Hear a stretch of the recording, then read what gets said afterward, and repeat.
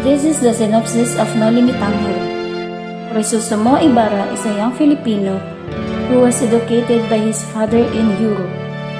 After a 7-year stay there, he returned to the Philippines. Because of his arrival, Captain Tiago gave a party where it was attended by high people in Spanish society.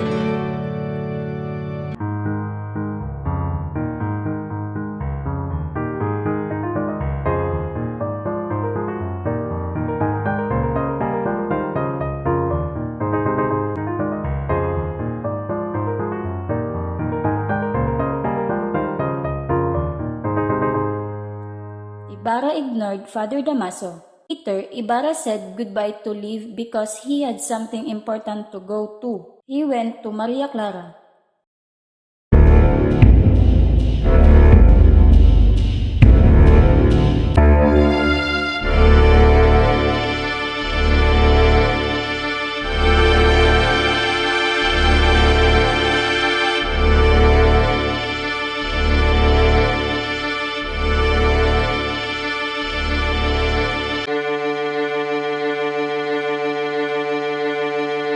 Ibarra visited the girl the next day.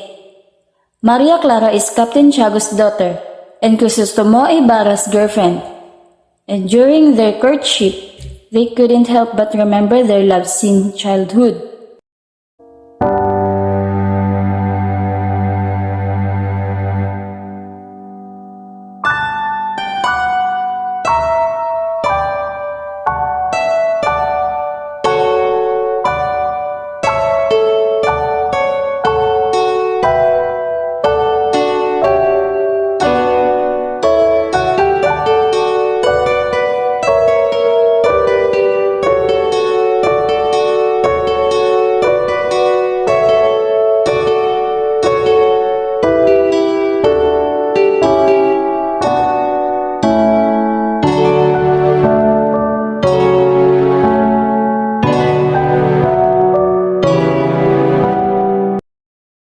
Before Ibarra went to San Diego, Lieutenant Guevara of the Guardia Civil confessed to him about the death of his father, Don Rafael, in prison.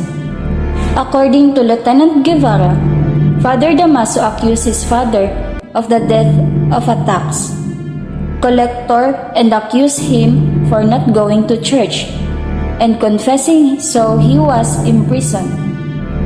Don Rafael fell in prison and this was the cause of his death.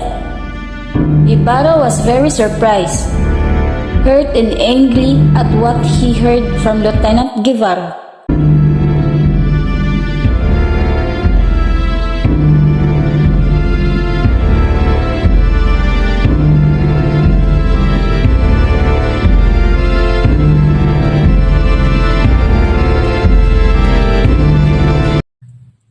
At a gathering where the Father Damaso was also present, Ibarra went there and he and Father Damaso met at the table.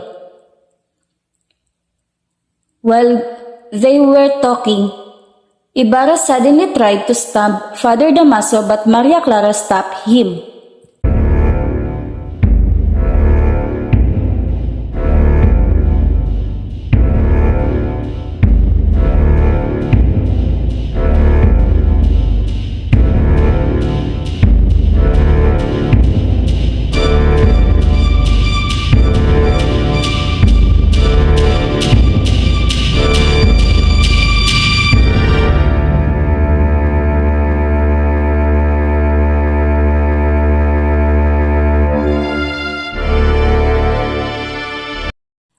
After the incident, Father Damaso had Ibarra handcuffed to the civil guards to be in prison.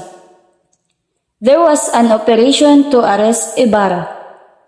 The civil guards went to Ibarra and when Ibarra tried to escape, the civil guards immediately grabbed him and took him to jail.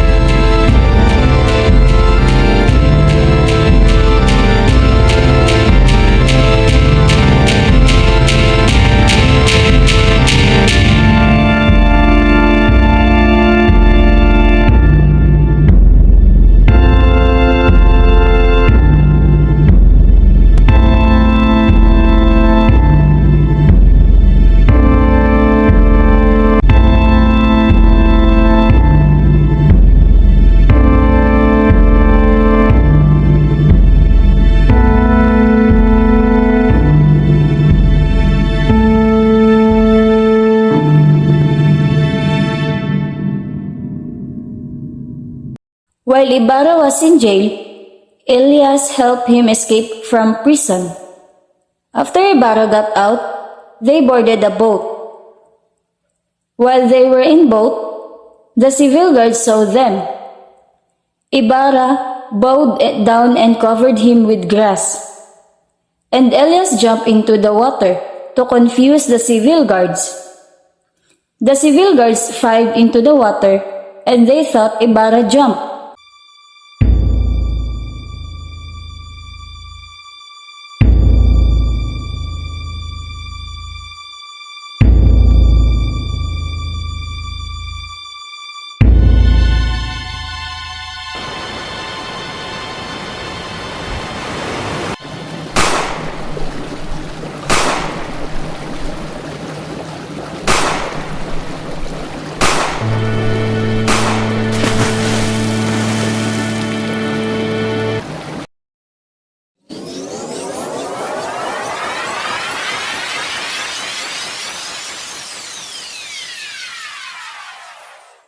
We are in Chapter 8, Noli Tangere, published Berlin, 1887. Harriet Beecher Stowe's book entitled Uncle Tom's Cabin, which describes the violent, brutal, and tragic Negro slaves in the hands of the Americans became Rizal's inspiration to write Noli Tangere.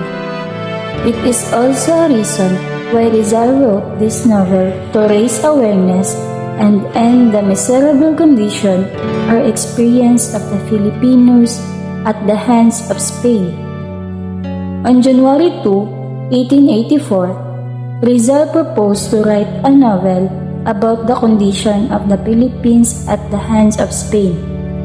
Approved by Pedro Maximo and Antonio Paterno, Graciano Lopez Haina, Evaristo Aguirre, Eduardo de Lete, Julio Lorente, Melesio Figueroa, and Valentin Ventura.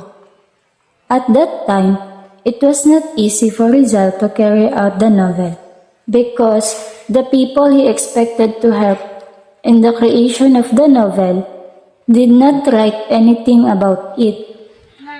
They spent and focused their time on womanizing and vice.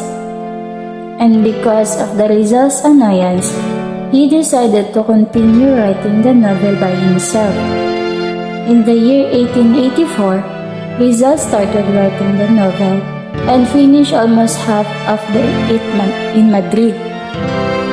When Rizal was in Paris in 1885, he finished his studies at the Central University of Madrid and continued writing the novel and finished half of second part of the chapter. Rizal finished the fourth part of the novel in Germany and he wrote the remaining chapters of Noli Tangere in Wilhelmsfield from April to June 1886.